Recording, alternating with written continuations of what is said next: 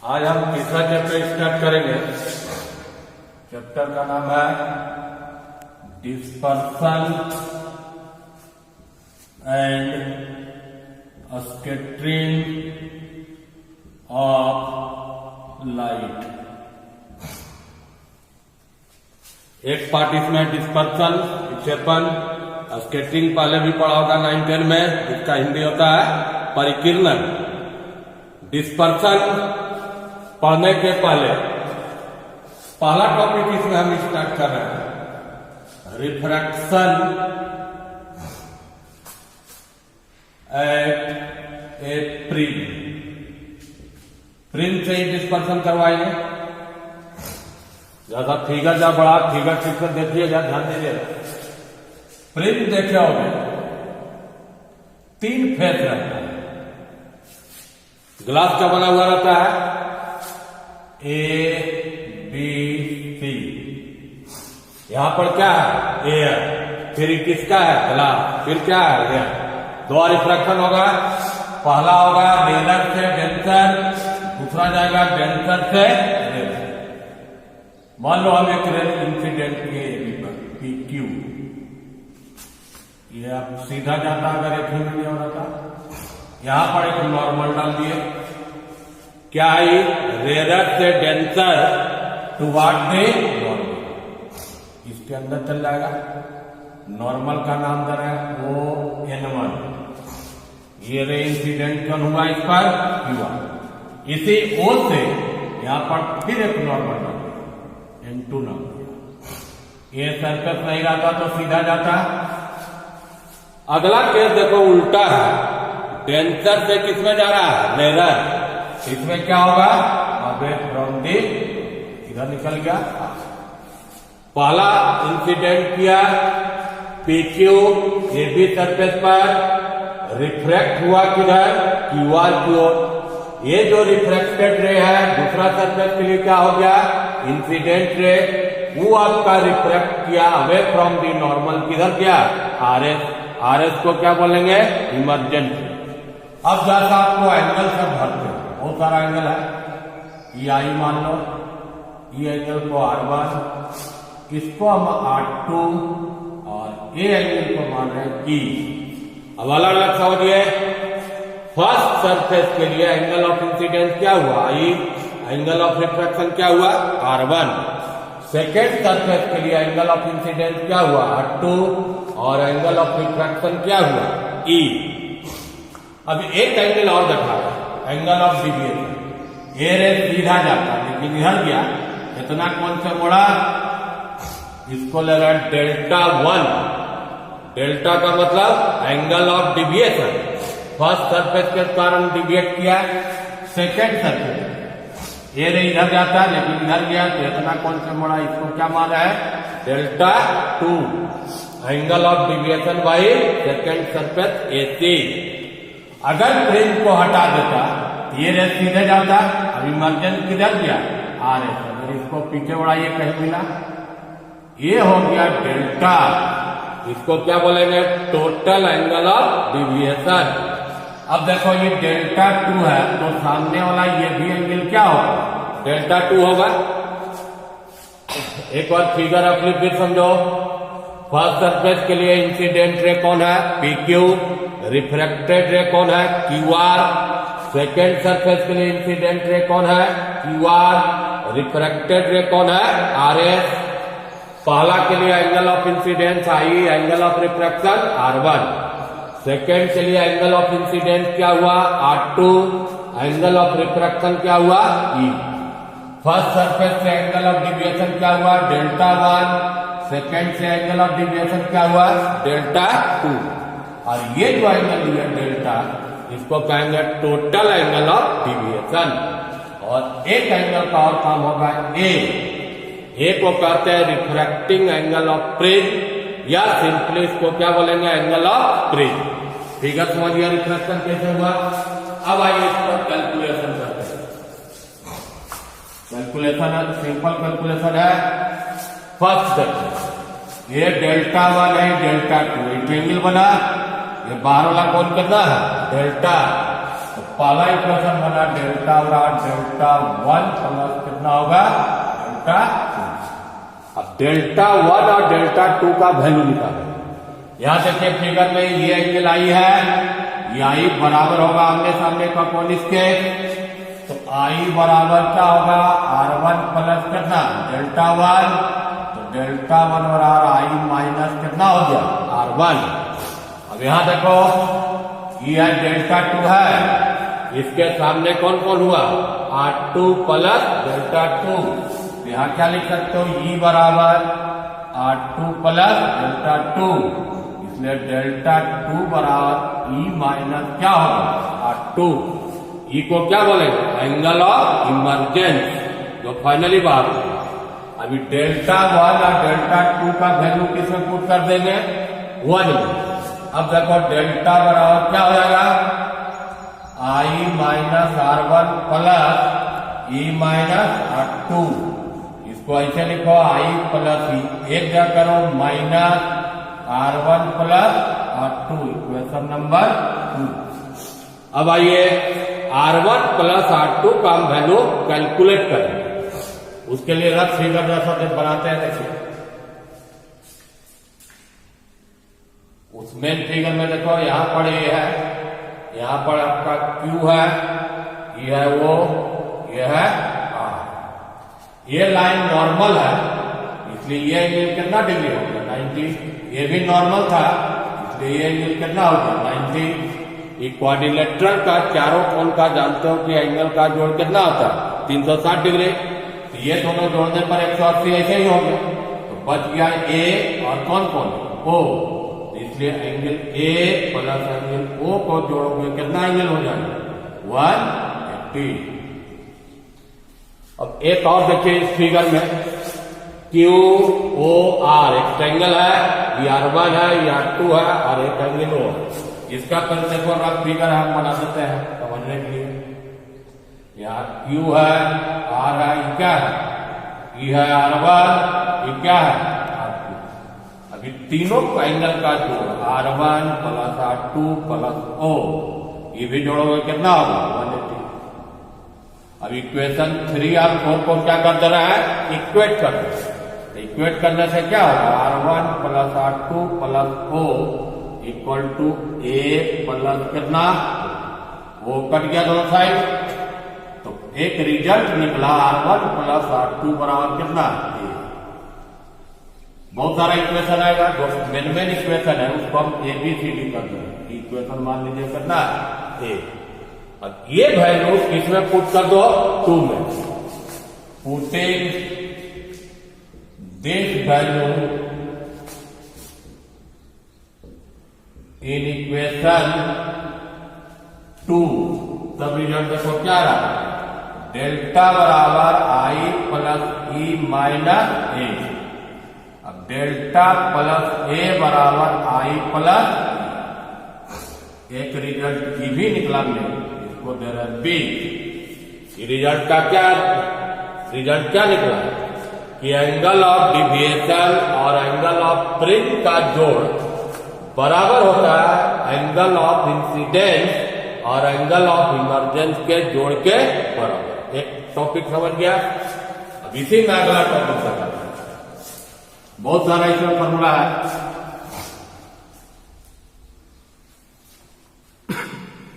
Angle of deviation delta का value, angle of deviation by A thick fringe. यहां पर हम 2 बार स्नेल लॉ को लगाएंगे, apply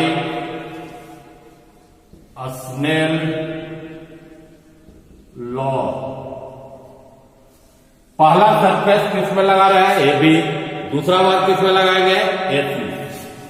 for the surface A B, पहला में रेट किससे जा रहा है एयर से ग्लास में, तो स्नेल लॉ लगाओगे तो यहां क्या लिखोगे ए म्यू डी बराबर साइन आई, और आर के जगह पर क्या है R1 है। ए म्यू जी का मतलब ग्लास का होता है, इसको क्या मान ले म्यू, साइन आई बटा sign R1। For small angle के लिए इसको लगाओगे या थिन प्रिज्म के लिए लगाओगे तो साइन आई का वैल्यू क्या हो जाएगा आई, साइन R1 का वैल्यू क्या हो जाएगा R1। तब आपका सिंपली आ जाएगा म्यू बराबर आई बटा कितना R1। इसको क्रॉस करो, आई बराबर म्यू टू क्या है आई निकाल दिए, उसी ढंग से R निकाल दे रहा है। अब लगा दो फॉर द सरफेस AC के लिए लगाओ। AC में देखिए रे किससे जा रहा है आपका, ग्लास से किस में गया है एयर में। या क्या लिखा है डी म्यू ए साइन आई होता है, आई के जगह पर क्या बने और 2 साइन R के जगह पर क्या लिया ई बटा में क्या होगा साइन ई। उल्टा है इसको सीधा कर ए म्यू जी कर दो, इधर उल्टा करना होगा साइन ई बटा साइन कितना होगा 2 ए म्यू जी। ग्लास का अर्थ को क्या माने म्यू, ये हो गया म्यू बराबर साइन ई बटा कितना साइन 2। अब इसको स्मॉल एंगल के लिए लो, फॉर स्मॉल एंगल तो म्यू बराबर ई बटा कितना हुआ 2।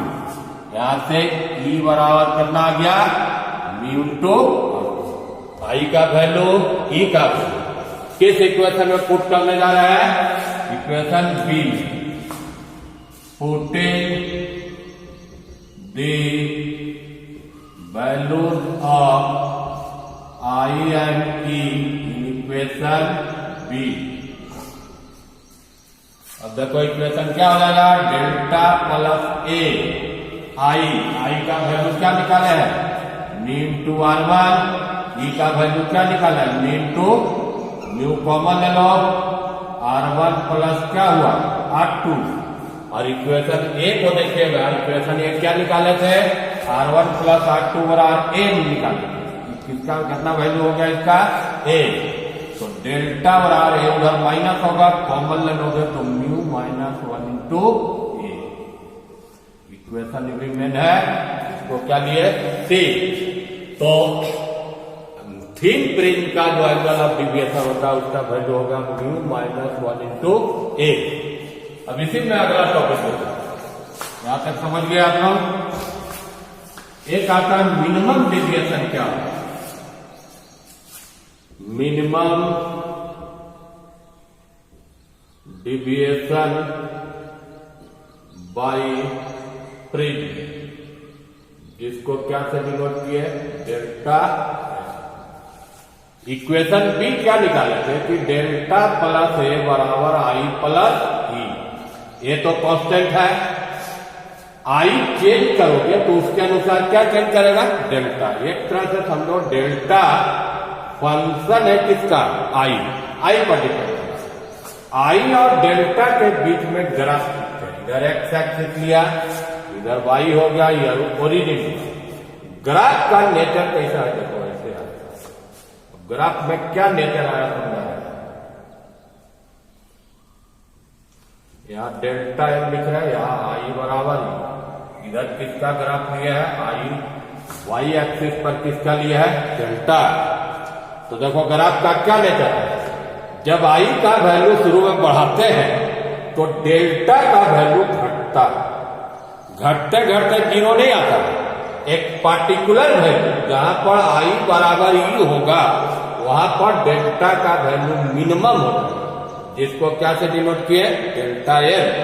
अब उसके बाद आई बढ़ाने से ग्राफ किधर गया ऊपर, तो वैल्यू डेल्टा का क्या होने लगा बढ़ने लगा।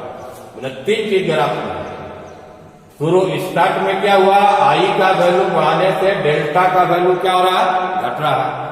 पार्टिकुलर वैल्यू जहां पर आई बराबर ई होगा डेल्टा का वैल्यू क्या हो गया मिनिमम, जिसको क्या से डिनोट किया डेल्टा एल। उसके बाद आई बढ़ाइएगा तो डेल्टा का वैल्यू क्या हुआ इंक्रीज किया। तो इसमें रिजल्ट क्या, 2 रिजल्ट है इस ग्राफ में। पहला हुआ मैं क्या नोट कर रहा है, पहला एक आई बराबर ई देते तो डेल्टा का वैल्यू क्या होगा मिनिमम होगा, जिसको क्या से डिनोट करते हैं, डेल्टा एल। और एक चीज और यहाँ पर होगा जो प्रूफ करेंगे, R1 बराबर उस पोजीशन पर R2 मैंने आई बराबर डेल्टा बराबर डेल्टा एल और R1 बराबर R2। इसका प्रूफ देखिए, अभी तो लिखा हुआ है, इसी से प्रूफ कर दे रहा है।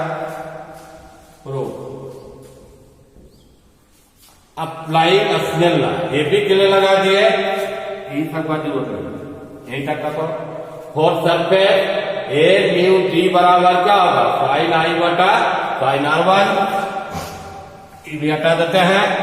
फोर्स सरफेस एसी के लिए लगाओगे, जी म्यू ए बराबर साइन R2 बटा साइन ई था, उल्टा कर दिए तो साइन ई बटा साइन R2।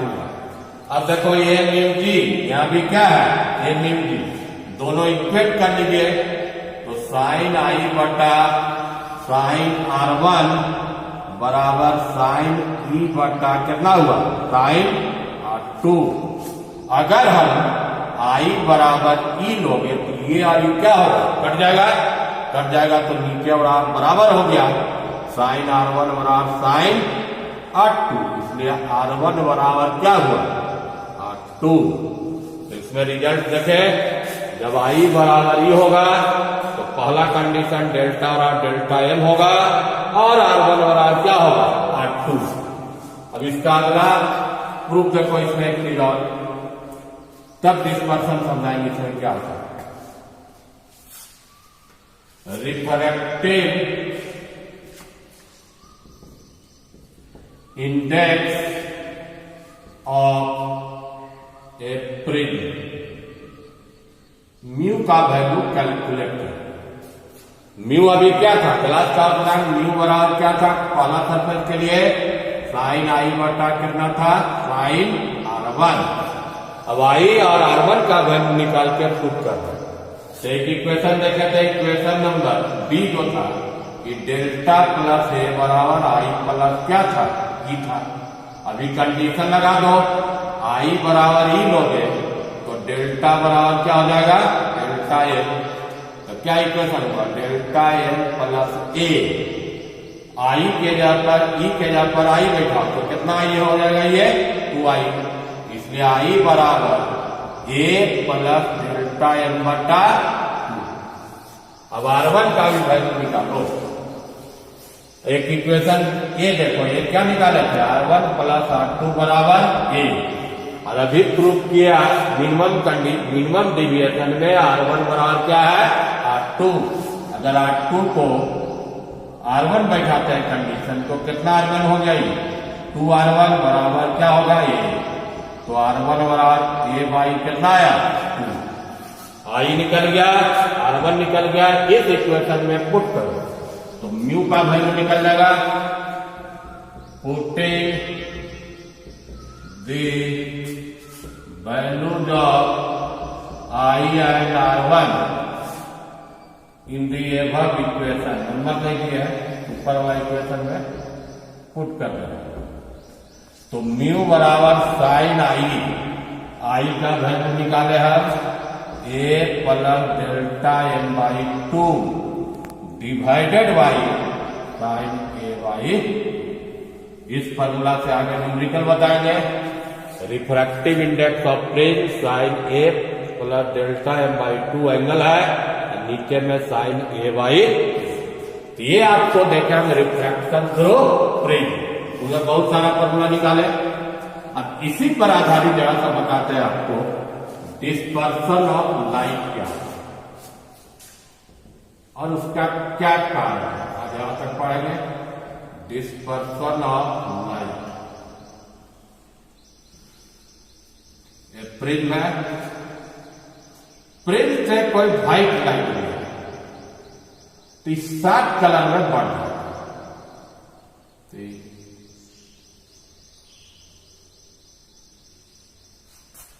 एक बार तो ये भी मुड़ेगा, सीधा तो जाएगा नहीं, अभी देखे देखिएगा।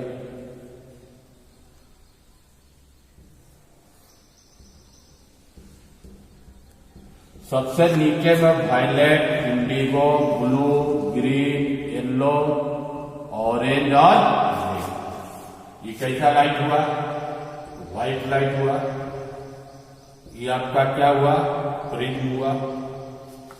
V से जानते हो वायलेट हुआ। I से क्या हुआ? इंडिगो हुआ। B से क्या हो जाएगा? यहाँ ब्लू होगा। G से क्या होगा? ग्रीन हुआ। Y से क्या होगा? येलो होगा। O से क्या हुआ? ऑरेंज हुआ। और R से क्या हुआ? रेड हुआ। ये अपना सीधा जाता है। सबसे ज्यादा डिविएट कौन किया? Violet, delta. इसको क्या माना है? डेल्टा। अब आइए डिस्पर्सन ऑफ लाइट क्या है? लाइट जानते हैं दो टाइप का। एक होता है मोनोक्रोमेटिक और एक होता है आपका पॉलीक्रोमेटिक। मोनोक्रोमेटिक का मतलब जिसमें एक कलर है, एक कलर वाला जाएगा तो मुड़ेगा तो जरूर बटेगा। पॉलीक्रोमेटिक माने जिसमें एक से ज्यादा कलर मिला। अगर मान लो कोई पॉलीक्रोमेटिक में 3 कलर होगा तो 3 बटेगा। तो जनरल डिफिनेशन आगे क्या बताते हैं? अगर कोई भी पॉलीक्रोमेटिक लाइट प्रिज्म से पास करेंगे तो कंस्टिट्यूएंट कलर में टूट जाएगा, माने जिससे बना हुआ उसमें टूट गया। इसी फिनोमिना को क्या बोलते हैं? Dispersion of light. अगर हमारा व्हाइट लाइट जाएगा तब टूटेगा कितना कलर में? 7 colour. Violet, indigo, blue, green, yellow, orange और रेड, यही ऑर्डर है। सबसे ज्यादा डिविएट मुड़ेगा कौन कलर? वायलेट। सबसे कम कौन मुड़ेगा? रेड। वायलेट के बाद इंडिगो, ब्लू, यही ऑर्डर में आता है। और इसी फिनोमिना को क्या बोलते हैं? Dispersion of light. जिस स्क्रीन पर प्राप्त होता है इसको कहते हैं स्पेक्ट्रम। तो इस समझ में आएगा डिस्पर्सन ऑफ लाइट है कि कोई भी पॉलीक्रोमेटिक लाइट अगर प्रिज्म से गया तो कंस्टिट्यूएंट कलर में क्या होता है? ब्रेक कर जाता है, स्प्लिट कर जाता है। ये फिनोमिना को क्या बोलते हैं? Dispersion of light. जरा से इसका रीजन समझा देते हैं यहीं तक। क्या कारण है? Reason of dispersion of light। या क्वेश्चन देता है generally, why white light breaks into 7 color by passing through a prism? Why white light breaks into 7 colors by passing through a prism? एक क्वेश्चन आता है, समझिए कैसे क्वेश्चन हुआ या डिस्पर्सन का क्या कारण है बता रहे हैं। इसका देखिए इक्वेशन से समझाते हैं। प्रिज्म जिस ग्लास का बनता है उसी ग्लास का लेंस भी बनता है। प्रिज्म का पहला देखो पॉइंट है, प्रिज्म का जो रिफ्रैक्टिव इंडेक्स होता है वो डिपेंड करता है वेवलेंथ पर। वेवलेंथ माने कलर पर। अलग अलग कलर का वेवलेंथ अलग अलग होगा। तो एक ही प्रिज्म का रिफ्रैक्टिव इंडेक्स कलर का नहीं होगा। रिफ्रैक्टिव इंडेक्स क्या होता है? मेटेरियल का होता है, पदार्थ का होता है। एक ही प्रिज्म का अलग अलग कलर के लिए रिफ्रैक्टिव इंडेक्स क्या होगा? अलग अलग होगा। एक साइंटिस्ट था जिसका नाम था कौची। नाम सुन के हंसी भी आएगा तुम लोगों को। एक कौची ने एक फॉर्मूला दिया। फॉर्मूला क्या दिया? म्यू बराबर ए प्लस बी लेम्डा का स्क्वायर एंड सो। जहां ए बी से क्या है? कांस्टेंट। यहां से क्या समझा? म्यू इनवर्सली प्रोपोर्शनल लेम्डा का स्क्वायर। जिस कलर का वेवलेंथ कम होगा उसके लिए प्रिज्म का अल्पनांक क्या होगा? ज्यादा होगा। तो ऑर्डर जानिए रहो, violet, indigo, blue, green, yellow, orange, red. यहां साइन क्या पड़ेगा? तो इसका मतलब सबसे कम वेवलेंथ किसका हुआ? वायलेट का। सबसे अधिक किसका हुआ? रेड। अभी कौची फॉर्मूला अप्लाई करें? जिसका लेम्डा कम है उसके लिए म्यू क्या होगा? ज्यादा। इसलिए म्यू बी ग्रेटर देन का साइन हो जाएगा, उलट जाएगा। Mu B, mu G, mu Y, mu orange, mu red. इससे क्या समझे? प्रिज्म का रिफ्रैक्टिव इंडेक्स वायलेट कलर के लिए मैक्सिमम हुआ और रेड कलर के लिए क्या हुआ? मिनिमम। एक पॉइंट और समझो, तब समझ में आ जाएगा कि क्यों टूटा था कलर। दूसरा पॉइंट अभी समझाए तुमको, angle of deviation by a prism. वो क्या होता है देखो, ऐसे गया रे, अभी तुरंत समझाया, ऐसे एक बार मोड़ा, पीछे बढ़ाया, ये डेल्टा, ये एंगल ए, ये म्यू था। तो डेल्टा का फॉर्मूला थीन प्रिज्म के लिए क्या लाए? म्यू माइनस 1 इंटू ए। यहां से अगर वायलेट का लिखोगे तो म्यू भी माइनस 1 इंटू ए। इंडिगो का लिखेगा तो क्या आएगा? म्यू आई माइनस 1 इंटू ए। लास्ट में किसका आएगा? रेड का आएगा म्यू आर माइनस 1 इंटू ए। सब में ए मल्टीप्लाई हो रहा है, सब में एक घटा रहे हो, तो इसका मतलब जिस कलर के लिए म्यू का मान ज्यादा होगा उसका क्या डेल्टा भी क्या होगा? ज्यादा। तो ये रिजल्ट क्या निकला? ग्रेटर देन का साइन होगा, सब ब्लू आएगा, ग्रीन आएगा, येलो, ऑरेंज और रेड। एक ही प्रिज्म है लेकिन अलग अलग कलर के लिए अलग अलग डिविएशन प्रोड्यूस कर रहा है। तो अगर प्रिज्म से गया नहीं, व्हाइट लाइट गया है, तो यहीं से आपको सातों कलर अलग अलग एंगल से मुड़ेगा। सातों कलर नहीं दिखा रहे हैं। सबसे ज्यादा डिविएट किसमें होगा? वायलेट में। सबसे कम किसमें होगा? रेड में। ये डेल्टा भी हुआ, क्या हुआ? डेल्टा। तो अगर प्रिज्म से व्हाइट लाइट गया तो जितना भी कलर था अलग अलग एंगल से डिविएट किया। सबसे अधिक डिविएशन कौन कलर में होगा? वायलेट। सबसे कम किसमें होगा? रेड। और रिमेनिंग कलर इसी के ऑर्डर के अनुसार क्या क्या डिविएट किया। इसलिए व्हाइट लाइट 7 कलर में क्या होता है? बढ़ जाता है।